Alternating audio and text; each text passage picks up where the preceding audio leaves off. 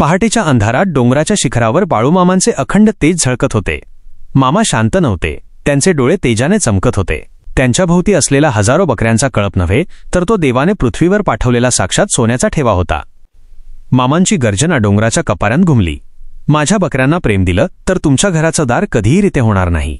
माझ्या लेकरांना त्रास दिला तर हा डोंगर तुम्हाला गिळून टाकेल. एका गावकऱ्याने लोभापोटी क्रूरतेने एका निष्पाप बकऱ्यावर हात उचलला. मामांना सांगायची गरज नव्हती. त्यांना कळालं. क्षणात डोंगरावर वादळ आलं. आकाशातून वीज थेट जमिनीवर कोसळली. भूमी थरारली.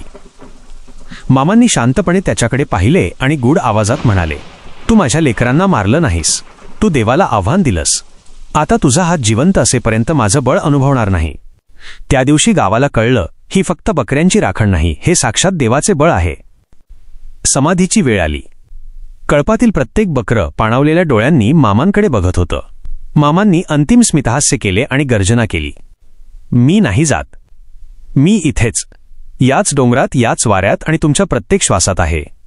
मी तुमचा प्राण आहे. मामांनी समाधी घेतली, पण शक्ती थांबली नाही. आजही डोंगरावरून झुळूक येते आणि त्यात मामांचा आवाज घुमतो, माझं प्रेम, माझं बळ, माझं सत्य. ज्याने प्रेम दिलं त्याला मी हजारो जन्माचं सुख देईन.